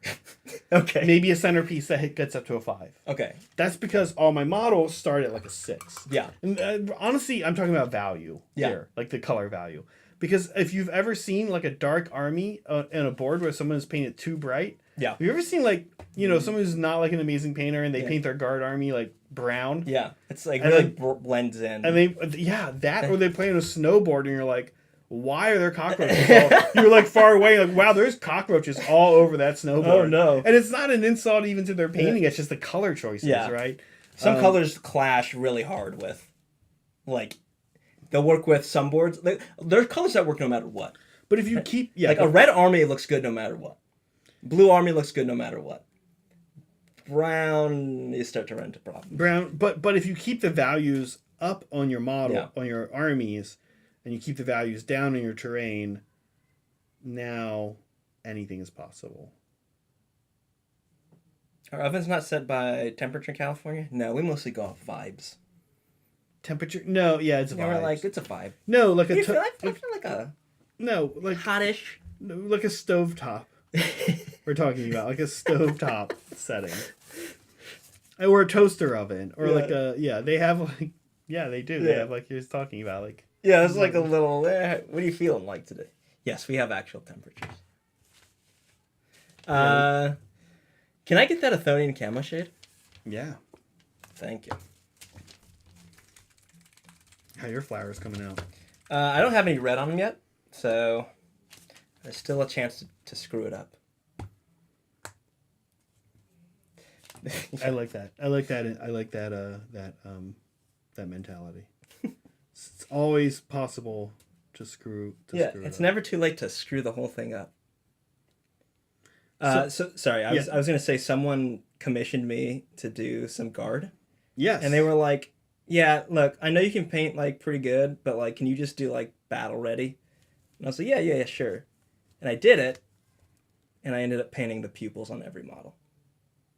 And I was like, I just can't. I can't not do it. Mm-hmm. I have to do it. Right. Hopefully there's something else you were able to skip out on, right? I just didn't bother being like, I didn't bother being super. Oh, I noticed their boots are the same color as their pants. Yeah. And you're like, you want it battle ready. Yeah, this is battle ready. This is where you. This is what the horse you're gonna die on. Yeah, they are battle ready. Look, who cares? It's more camouflage this way. Jeez, man, slap some contrast on it. Fine, gosh. I don't know. I still don't know how I feel about this verdigris on the moss. I don't hate it. I think it's the finish. It's not the color. The color we saw. Yeah. The color's right. And I feel like it could be cool. Like we were talking about what's like the jungle, the one in Cambodia, you know what I'm talking about. Angkor Wat? Yeah. That if you did like a like that style of board, and had this just like everywhere, ooh, it looks sick. It looks, and you'd want to leave it slick. Yeah, I think. It feels more not tropical, but like humid. Yeah. Whereas what we're doing is a bit more dry. I mean, yes and no, because I am talking about like a foggy, rainy East Coast day. Yeah, but still, it's just not quite hot and humid. Although this maybe is more cold I don't and know, humid. man. I'm looking at it. That's what I'm saying. I think I might even be okay at the finish. I don't know. Hey, we have a little bit later in the show something we always do, which is fan stuff. Yes. But before we get to fan stuff, we have mail. Oh, we yeah. do Exciting. have a mailbox. Here's the mailbox. This is actually the Instagram. That's not the mailbox. That's not the mailbox. That's the Instagram. So wake up, people. If I tricked you right there, that's on you. Come on, guys. Pay attention. Pulled a fast one on them. Here's our mail. And it's our P.O. box because we did not give you our actual address. Yes. Like we give you Ted's. Yeah. We will give you Ted's. We'll give you Ted's. We will give you Ted's if you need Ted's Carcanos. We will give you Ted's. Yeah. We'll let you know exactly what part of Missouri he lives in exactly. Yeah. We can do that, but we don't want to give ours because we care about that. We brought up very early on in the Hobby Collab how excited we were about something that the UK gets that we didn't get. Yes. There's a lot of It's not things. free healthcare. It's not free healthcare. I was gonna say there's a lot of things they get that we don't want. Yeah. For example, a lot of their food. Yeah. Eel pie, not a fan. Eel pie, definitely not a fan. We talked about eel pie. Yeah. I don't know. Like, I'm allowed to say is you can't demonetize us. Like, I'm not super interested in spotted dick. Yeah. It's a food. Demonetize us. Yeah. No, for me can't saying do it. Spotted dick. Spotted I can say dick. spotted dick. We can say spotted dick all we want. Spotted dick. Yeah. It actually might be okay. It's like a cake. It's like a cake, right? I don't know. We're getting off topic. I remember looking at We're not really that far off topic. I looked up British cuisine and was like, is this a joke? The names were so funny. Yeah. So Banoffee pie. Okay. So Ted, 2K sub giveaway, Ted's home address. Yeah. Okay, so here we go. This is from our dear mod Soups. Oh, hey Soups. Super reedy right here. Soups, can we read this on stream? Yes. He knows the deal. Okay. Okay. As I glance in quickly. Hi guys, friendly neighborhood Soups here. How's it going? Please find enclosed a set of these fancy schmancy Warhammer stamps everyone was after. Unfortunately, I only have the one set to give away, so they really need to go to the right place, into Cat's care. No! Of course, yeah, Cat will... No, we're not letting Cat anywhere near these. Kindly make sure she gets them as the channel's famed stamp lover, and let her know that they came all the way from the UK with a handwritten letter from a popular, well-loved, and supremely humble moderator, no less. I'm sure she'll appreciate them even more with that knowledge. He's got a nice little drawing of himself. Very nice. Yeah. Also, Soups, is this your handwriting? Your handwriting's very neat. The handwriting is could be a font. Yeah. And then there's... then there's a part... He says, don't read on stream. Yeah. It's very graphic. Yeah. You probably shouldn't be drawing that kind of stuff. Probably shouldn't have might be illegal. Probably shouldn't have flipped it towards the camera. That might get us demonetized. Yeah. If the spotted dick bit didn't. Yeah. Okay, so here's what he sent. These are the Warhammer stamps. Yeah, super cool. Yeah, these are very cool. It's just cool knowing that, a government was like, this thing that comes from our country is worth putting on a stamp. Yeah, super cool. Let's see who we got. Who we got here? So I'm going to hand that to you. And the cool thing is we can't use these. So if we're like, I need a stamp, and we look over, it won't do anything for us. Hold on, let's switch to... Let's switch. Yeah, let's switch. Let's show off our stamps. Here we go. Okay. Ooh, I think we might have to turn the brightness back down. Do you remember how to do it? You press that one button, and then you use the scroll. I'll figure it out. There we go. Yeah. Hey, we got some nice Crimson Fists. We got the Emperor. We got some dwarves fighting goblins, which is pretty cool. We got Stormcast Lady. Ooh, we got some John Blanchard of a Chaos Warrior. That's really cool. Oh, yeah, Andrasta, yeah. Yeah. Well, that's not actually a stamp though. So yeah, these are awesome. Okay. It's a shame we're gonna have to give them to Kat and she's gonna cut them up and stuff. Meanwhile, over here on this one, you've got a mix of 40K and some Sigmar and some Old World. You've got your classic Space Marines, your classic Orcs. Oh, those are Assault Intercessors. Assault. I was looking at those today. Yeah, and then you've got your Stormcast and your Slaves to D, and some dwarves and some elves, right? High elves and yeah, old school. Old school, yeah. Very cool. Very cool. Old dwarves. Well, you guys might think we're jealous, but I was at the post office here in good old America today, and we have a stamp that has a picture of the American flag on it. What? Wow. A real humdinger. I was looking at all the cool stamps that the U.S. Post Office put out, and a lot of them were stupid.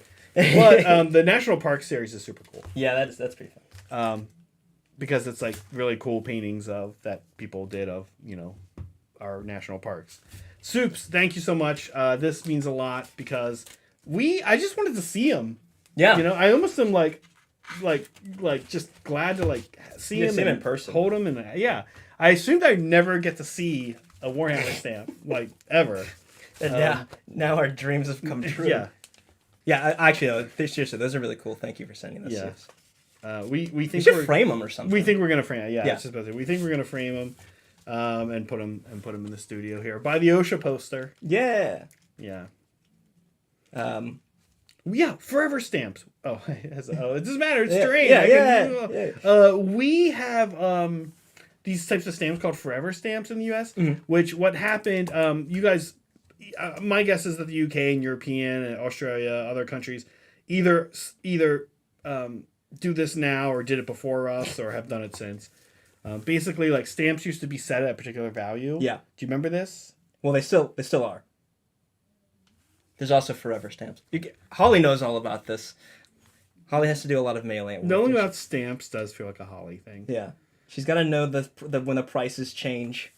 Okay. And stuff like that. So I bring this up because I had to mail something, and there's a forever stamp on it, and the lady was like, "Oh, it's not enough," so she added 4 10-cent stamps to it to increase the price 40 cents, and it got me thinking. I didn't question it. I was like, "Oh, what does happen with a forever? Does a forever stamp if I freeze myself with a bunch of forever stamps?" And then the U.S. still exists and is still using mail 500 years from now, and I'm thawed out, and I go to the post office and try to mail something with my forever stamps. Would they work? Has their value depreciated? Do they grow with inflation or Yeah, I was like, how can you know that this forever stamp won't work, lady? Yeah. Because I bought this and I thought that meant that I just put this on a thing and mail it. You're telling me my forever stamp is 40 cents not enough. Yeah. How's that? How does that that's not adding. That math is not mathing. If you think about it, it's actually quite weird because you're bringing this time element into money. But you're also bringing a weight element, I guess, into money. A stamp is. Yeah, you're right. Right. That's weird. Well, what's going on here? Mail. How does that work? Yeah. How does any of that? How does any of that work? Right. And actually, I'll tell you, sometimes it doesn't work. This is very funny. Everybody in chat will think this is interesting. Speaking of our PO box, when someone mails you a package, maybe for example Stacks, local community member Stacks, when somebody mails you a package to a PO box, somebody at the post office needs to put a notification in your box that says a package has arrived for you. But it turns out that at our post office, they just weren't doing it. So now they confessed. Some of the employees confessed that they needed to be doing that, and that this was the first time they've heard of that happening. But basically, Stacks was like, "Hey, did you get the thing I sent you, the biscotti?" And we're like, "No." And not only have we not gotten it, we've gotten no indication that you've sent us biscotti other than you telling us. Yeah. It's not informed delivery. Informed delivery is different, folks. This is literally, they have to tell us. Anyone could surprise us with a package. Yeah. To a P.O. box. If it's addressed to us, they have to take a little yellow slip of paper and put it in there. It's a little thing they fill out. So sometimes the mail doesn't work. Again, vibes based. It's kind of like the ovens here. They're like, listen. They should probably. Oh God, I missed an entire swath of I was wondering how you roses. gotten so far ahead of me. Oh gosh, that's like in double. That's like in double dare. Like the you didn't actually you got the ring out of the cream corn, but you didn't hang it where it was supposed to go. Yeah, I don't know. That is maybe a bit dated. Not sure I'm even getting it right. Okay, so here's some of that bit of yellow rust coming through. If you yeah, that looks good. Yeah, but I feel like I'm used to seeing it. Oh yeah, I feel like I'm used to seeing it in the context that we have it right there. Yeah. Which is with other rust. Like, I don't know where I've ever just seen just that rust. Yeah, and that's why I'm not a big fan of the yellow rust. Is it because it would just all be like this yellow rust you see at the top, chat? Yeah. The whole thing would be like that, and if it's not, what is that? It doesn't look right. Personally, I don't like the way it looks. Oh, Bartok tripping people again. Okay. Yeah. That is good stuff, though. Yeah. Yes, dirty down is great. Yeah, you really have to let it dry. It seems like you really got to give it some time. And I will say, like we've said a million times already, we think the rust is the clear winner here. Oh yeah, but the moss is growing on me, and as somebody who makes a lot of terrain, I would hang on to the moss. Yeah. I'd stock it. No, I wouldn't stock it, but I would pick it up. So, like I said, if I did a jungle board, yeah, I think it's over. Yeah. So I think if you're going to use it in this way, I actually have a better alternative. I use this stuff called AK Slimy Grime. Okay. The Slimy Grime, Slimy Green, dark and Slimy Green light. And they're kind of the same idea. It's like it comes off like a slick moss. Oh, okay. Yeah, and I only say that because it would be cheaper. It's much cheaper than the moss, and it gives a similar effect to this like kind of grossness. Yeah. So here's what I'm doing right now. I'm waiting on Garlsberg Crimson to dry. Yeah, I'm having to my Athonian camo sheet's taking a long time to dry. So I'm not sure how many roses I'll even get to today. It randomly heated up down here. Yeah, it's quite warm. Yeah, we have been streaming effectively without anything. Yeah. Bringing cold air in, just using a fan and stuff. But this is back almost like in July. Yeah. It's quite warm. It got warm out of nowhere. And actually, we made it out good, Cire, because the next 3 days. Oh, it's gonna but Journeys is early enough in the day that you'll be okay. I was gonna say Friday. I think gets up to 96 or something. Oh my gosh. 95. We avoided all this. Well, so I mean, where you live, you have, right? But I actually September and October actually quite traditionally pretty hot in the Bay Area. Yeah, it's hotter than the summer usually. It is hotter than the summer. Yeah, yes, at least up near me it is. That's correct, especially where you are. Yeah. Right. Kind of famously, right. That's that stupid quote from what's his name? Walt Whitman. No, he's cooler than Walt Whitman, but he's overused. It's not his fault. Robert Frost. No, he's like our guy. He's like the cool American author guy. None of the guys you've named so far are cool. Are you sure it's not? I know you're talking about the guy who says the hot. Oh my gosh. Yeah. Tip of my. Yeah, you know the exact quote I'm talking about, which is the coldest winter I ever dealt with is the summer in San Francisco. Mark Twain. Mark Twain. Thank you. So that's like a Mark Twain quote, and that's kind of famous. George Washington. Molecule. Oh my god. That's you got there. Yeah. We got there with Mark Twain. It's actually hotter up here in San Francisco in the October and September. Yeah. June can be pretty chilly. And I feel like San Jose is kind of similar. Yeah, I feel like down here it's just hotter all around year round. Sunnier too, right? Yeah, you guys don't get the fog like we do. Cire, we were talking about death and people dying today because of the train we're working on. Uh-huh. And one of the things we wanted to talk about was your near-death experience. Oh, yeah. And I'm trying to think if I've had a near-death experience. I think I did. But so let's hear yours. I've had many. All right. Give me some of your best. Best. I want to hear your best. Okay, I'm going to start off. The least exciting. Gunfire is the least exciting. Gunfire? That's least exciting. Okay. Most exciting. Yeah. Carne asada fries. Yeah. Okay. Good. I like how you've ordered this. So yeah. I remember I was in San Diego and the Mexican food is very good. Of course. And so, there was this place. We all went out, and someone brought back carne asada fries, and I didn't want to finish them. So I was like, yeah, I'm totally down. And I was eating them. It was super good. I was getting a little too. I was probably eating them a little too fast. And if you've ever had carne asada, you know it's like real not stringy, but chewy. It's chewy. It's often skirt steak, so it's super flavorful, but it's not a tender meat. No. Right. Anyway, I was eating it, a little overzealous, and some got stuck in my throat. And you know what's weird? If you've never choked, it's kind of weird. You don't start to panic until it's gone on for too long. It just feels like you can't, it's not swallowing.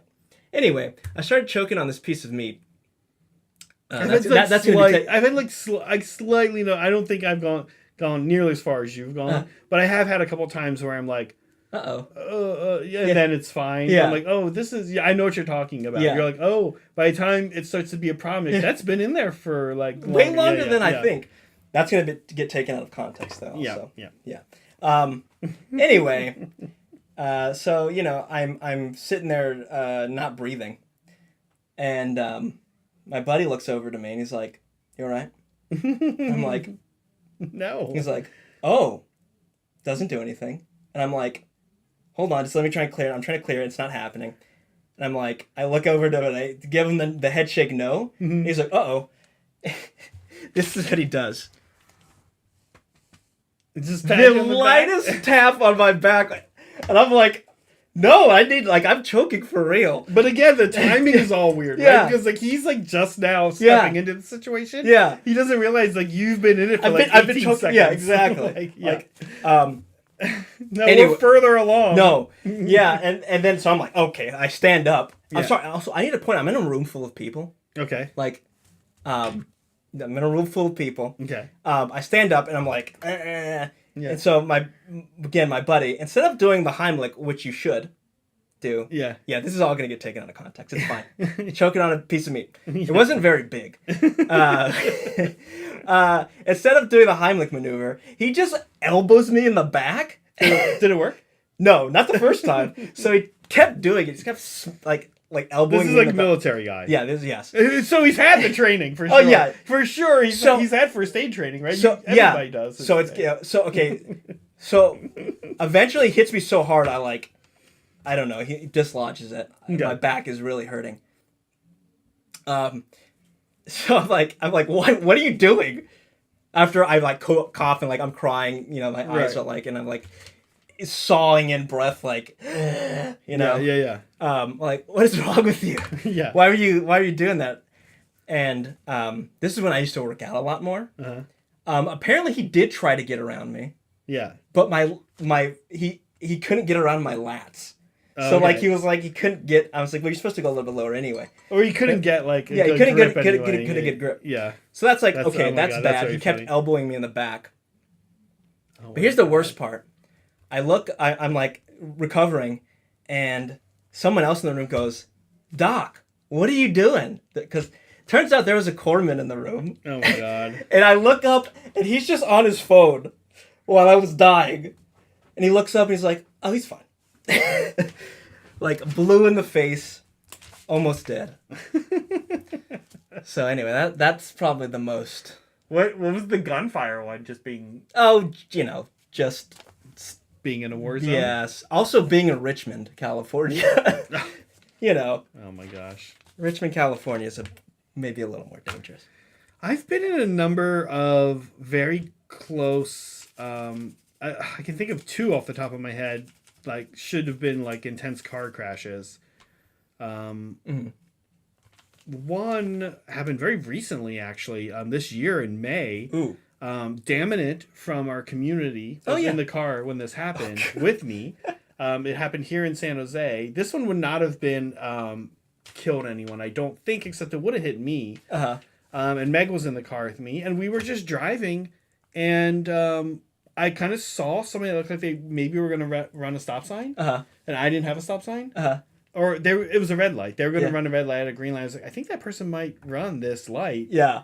And I kind of kept an eye on them, and they did. And I just went, whenever this happens, I never honk or yell or anything. I just went, and Damon and Megan were screaming. And they were And Dan was like, that was like a foot away from us. And I was just like, okay. Oh, well. Yeah. But that one's not that great. But when I was a kid, so Pennsylvania has two unique mosts in the country.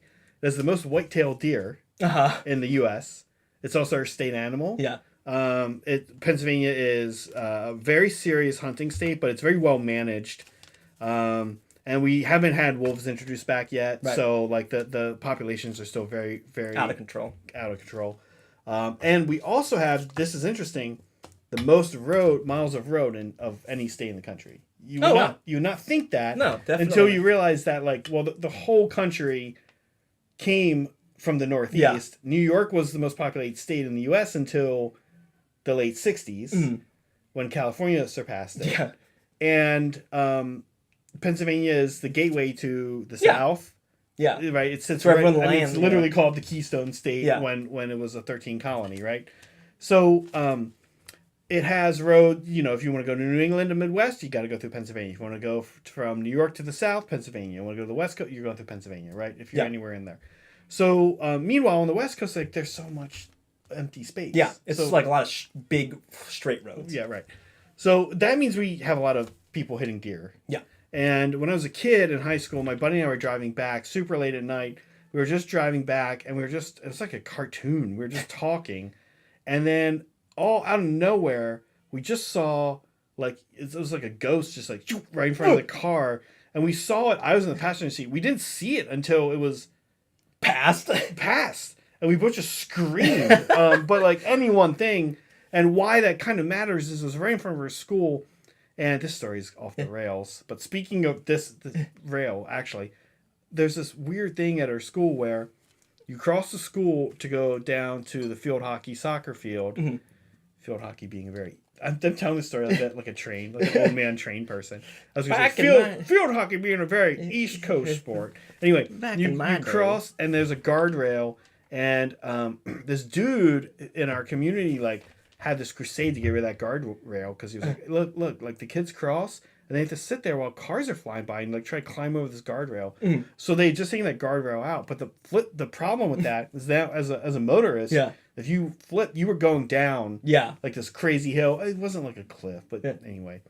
Not a hill. Neither of these are as exciting as choking is scary. Choking is scary. And I've not been nearly that far along. No. But I've been far along enough where I was like, this is a reaching problem. in and pulling something out, and I'm like, whoa, let's not have that happen anymore. Yeah.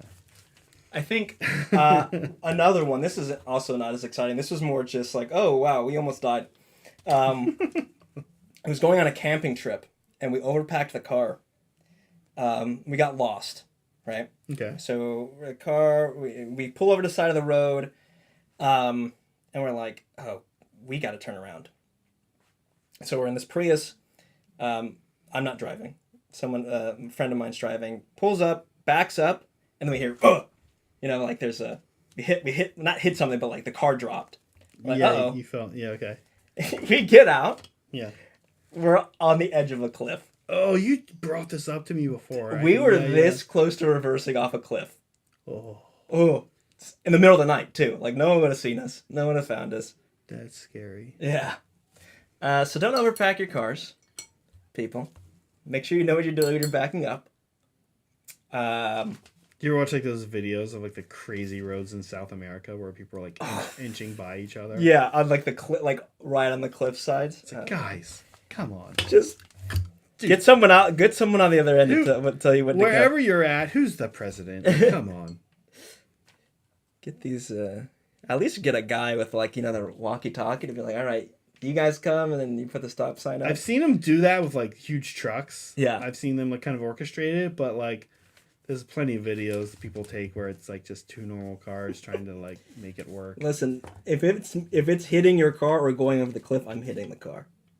Of course, right? Yeah, right? Dude, it's like sorry. I mean, I don't even think the other person would blame you. Yeah. Yeah. Yeah, otherwise I don't really feel like I've ever had a great near-death experience. Maybe one day. Maybe one day. Maybe one day. Okay, I am almost on my flowers. I'm starting the flowers now. I just started. Okay. This is a great color, by the way. What is this? Dead red. Dead red. Dead red. I don't know why it's called that, but it looks pink. It's like it is. It's a great pink. Yeah. And then you can like. It takes the GW red crimson. Yeah, Caribou crimson. Caribou crimson very nicely. Yeah, and then I don't really dry brush them, Cire. I mean, do it how you want, but I almost like take the dead red after the crimsons, and I like dab the tall parts of it, like if that makes sense. Does that make sense? Yeah. Yeah, like I just like. You're not dry brushing. I just like pick out the details. I guess they call that the petals. Yeah, kind of. Yeah, I don't really do a true dry brush because it would be a mess. It would hit all the green and. Yeah, exactly. And also, honestly, the flowers you're going for good from far, but far from good is kind of what we say about terrain. Like if you really get in there and look, you'd be like, he's not winning any golden demons with this. That's for sure. Has anyone ever won a golden demon for terrain? Well, I mean, that's a legit question. There is a diorama category, right? Yes, but I'm talking purely a piece of terrain. A single piece of terrain? Yeah. There was something I believe somebody did a really dope moon shrine like a year or two ago. Oh, okay. I think it was the moon shrine. That did well. Maybe I don't know what I'm talking about. Well, I'm really glad we used this dirty down though. Yeah, Sorry. Yeah, go ahead. I was like, it came out better than I was testing it before the stream. It came out better than we thought. Yeah.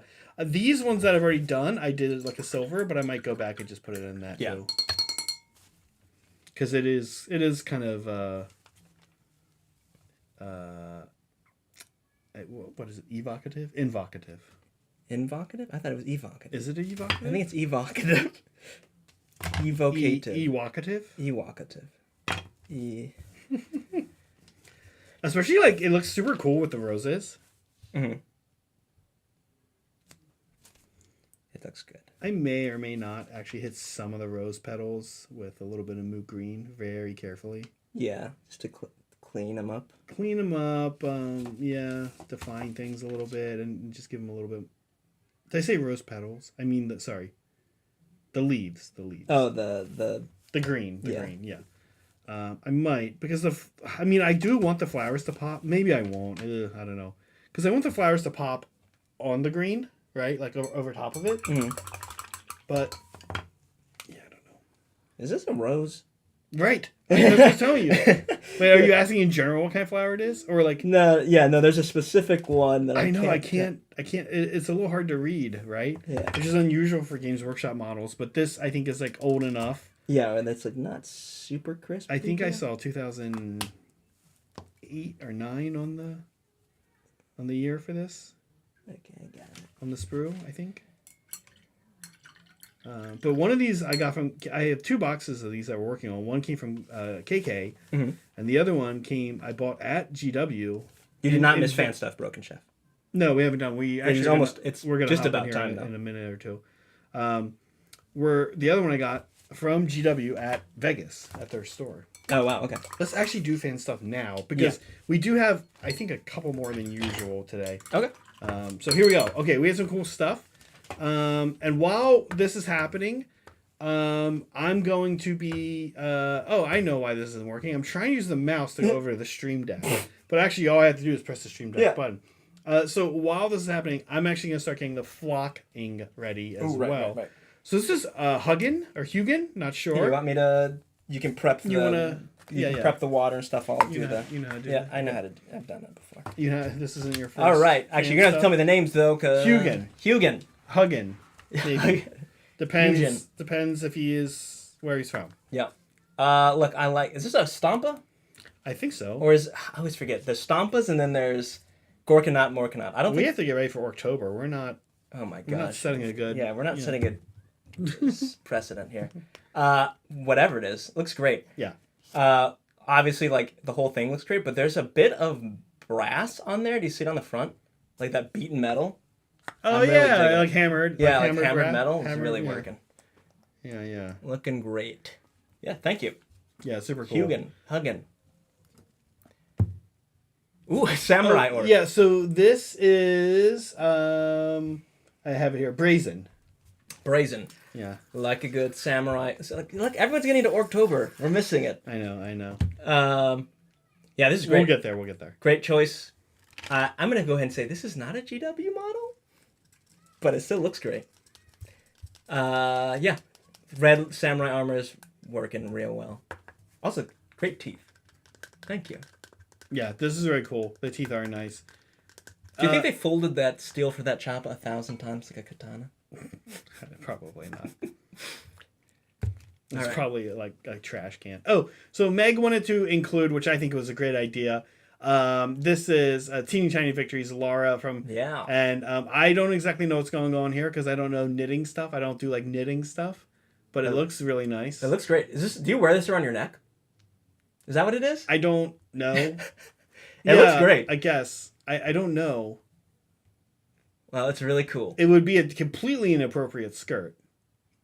I'd be into it. Yeah, one way or the other, though, it's inappropriate. Would you wear the small part in the front or the back? I don't know. That's what I'm saying. And then the thing is also that I don't know the scale or the size, but it's really beautiful. It looks large. It looks okay, so maybe it's okay.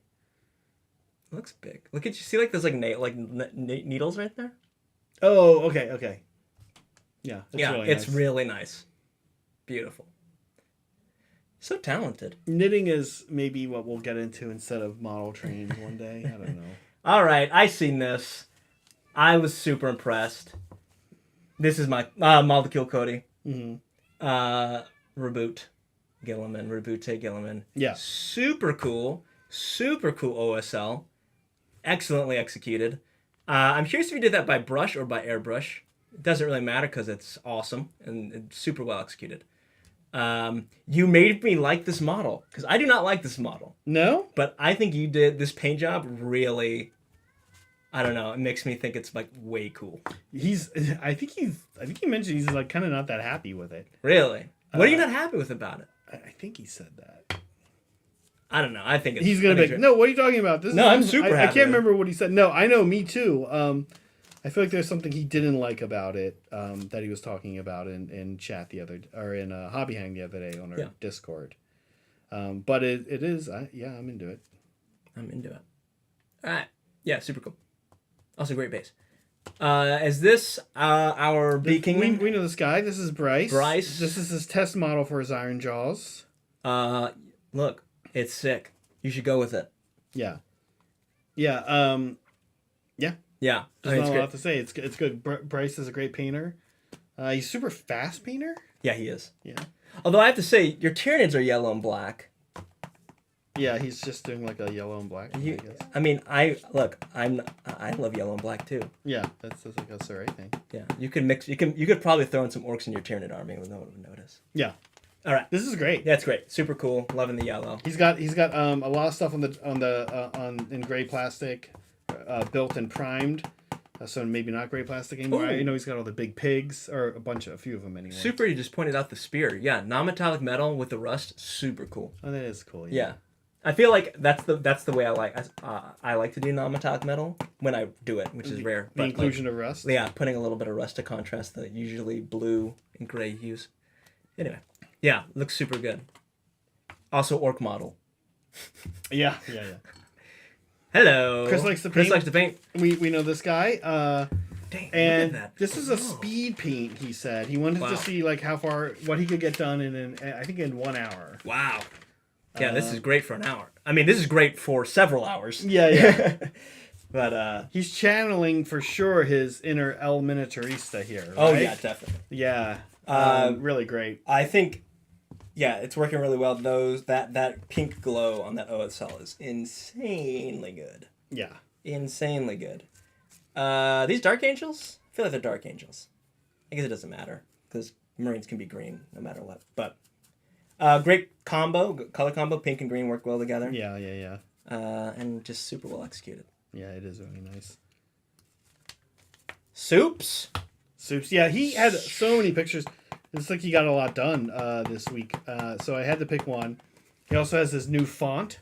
he's very excited about. Yes, very cool. Yeah, looking great. BA, right? Blood Angels. Love me some Blood Angels. Might be painting some Blood Angels soon. You are, yeah. For a little secret project here. Super awesome. Someone needs to do something about Phobos Marines, though. Yeah, they're not good, right? Still like, okay. They're not meeting their full potential. Yeah. But look, they look great. So I definitely... let's finish this and then we'll talk as we wrap up here. Lasseru. Yeah. Super cool. I'm seeing some mushrooms. I'm seeing some orc-adjacent. Yeah, it's goblins. They hang out. They hang out. It's a thing. Yeah, super cool. That's not a standard base, right? He's added some stuff. No, he's added those twigs and stuff, yeah. Super great. Even GW wouldn't give you that much extra real estate off of the base. Yeah, this is a cool model. All these different little goblin wizards are fun. Yeah, love goblin wizards. Yeah, love putting some real twigs. Curious if you baked it beforehand, because I've heard that's what you're supposed to do to like disinfect it. Bake what? So like if you bring in twigs from like outside, you're supposed to like throw them in the oven for like 3 hours on like 140. On 4. Yeah, vibing on 4. Yeah, vibing on 4 for. Yeah. I'm feeling like a disinfectant vibe, but like not a cooking vibe. From middle sun to like sun going down. Yeah. That's the vibe we're going for. Like, okay. Anyway, it looks great. Last one. Yeah, this is Haley's Red Comet, who's been posting some cool stuff. I think this is a Infinity. Yeah, it looks very Infinity. I'm pretty sure it's Infinity. It's Adriana or which is like the kind of the one with the werewolves. I think that's what this is. This guy does not look like a werewolf. He's not, but that's like their vibe. They have like anyway. Super cool. Super cool. Digging this like green I'm like almost like greenish blue, like dark green blue. Like it looks good. Yeah. Great work. Digging it. I really like the contrast of the tan and green. I like it. Me too. I was gonna say rise of dark. And it's not very. It's like a. You're right. I know. It's like a. Yeah. It's like a great green to go against tan. Yeah. Not sure. Good. And the brown is good too. Yeah. All right. So that's our last one. Speaking of green, one thing I did learn here today, Cire, is that when we do Dirty Down actually reactivates with water. Yes, it does. And that means that the glue, when you do the flock over top of it, yes, with the moss, you have to be careful because you're reactivating. You're reactivating it. So like here, there's more than I want it to have. But otherwise, I think it's mostly okay. But bring it up. A lot of it got a little mossier than I wanted. Although I do kind of like how much moss is on it, I also sort of inadvertently covered a lot of the moss Dirty Down up with the flock. Okay. So a word of caution. Yeah. So I didn't get to the moss, so we're gonna show you. That's okay. And I should have known that was going to happen because I kind of saw it happening, and then I didn't really do anything to address it. Okay. You want to switch to? There we go. There we go. There we go. Yeah. Oh, you can see my coffee. Oh, now what we do need to do, one thing. Oh God. That we need to show off on yours here. Which is not finished. That's okay. We can add this one detail. Look at that. And actually, I don't even know that I have to glue this. I can just hand it to you. Isn't that pretty, Chet? Look at that rusty gate. Oh man, that's really working. That gate is so good. Yeah. I'm glad we did that. Yeah. Okay, I'm going to pass this to you. I haven't glued this in yet, Cire. Okay. But fans of our show who've been around for a bit, including a few months ago, will recognize this. This little guy. Hey, it's the door. There we go. So Meg painted this one. Meg painted this. We had a stream where we did some work from we copied, but really what I want to say is tried out something that Red Eagle Studio, we made it aware that it was them, and we reached out to them, and it was very cool to get to talk to him. And we kind of made our own doors, and there it is. And so that's the one Meg did, which was a Soulblight Gravelords one, of course. And here's where it goes. Yeah. That's where it's going to be going. Oops. Super cool. Yeah. Yeah, it just needs a little moss added to it. Yeah. Finish up those roses. So We'll that'll be on the board. Cool. Hey, we have some things coming up. Let's talk about that. Right? Yes. All right. So this Friday, I am continuing my journey. Yeah. My Slave to Darkness Rainbow Army. Yeah. I'm going to be doing Nurgle. Nurgle alignment. Fun. Perfect. Yeah. Perfect for our spooky season. Yeah, spooky and gross. I'll probably use some of these dirty down products to help me along. I haven't decided if I want to do it the traditional green or if I want to do it white. I'll probably do green, but if chat feels any specific kind of way, they can let me know. I wanted to ask you, I think I asked you this, I'm not sure I got an answer. Mm-hmm. I kind of talked to you about how Slaves of Darkness work as an army. Yeah. And how you have to mark a unit. Yeah. Have you thought about this at all? Yeah, so I think what I'm going to do is I'm going to have the whole army's going to be knights. Yeah. So I'll have enough units so that if I want to do a full unit of Nurgle, There will be like variants on the Nurgle. yeah, it'll be like Nurgle green, Nurgle tan with like green, and then Nurgle the like, inverted colors.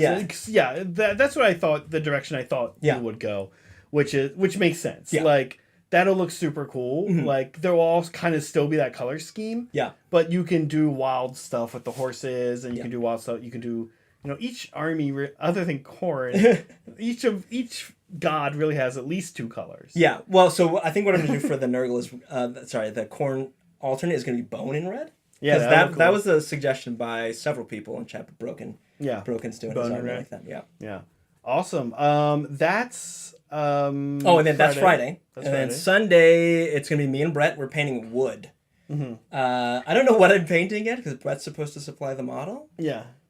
I have some stuff that I can bring just in case. Yeah, it's going to be a train platform for sure. And some telephone poles. Ooh, exciting. Telegraph poles. Ooh, exciting. Yeah. We're going to have to figure out the exact model. Yeah. And like... Yeah. The chat is going to be all different people. Yeah. And they're going to be, actually, that...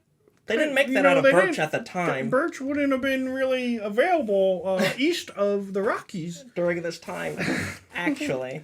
In fact, it was really the Santa Fe that started bringing birch east so that it could be used. So I hope someone will be fired for this. I hope someone dies. Yeah. So I hope someone kills you guys. Okay, we talked about death enough. Yeah. As we like to say, be kind to each other, be kind to yourselves, and always be creating. See you guys. Bye.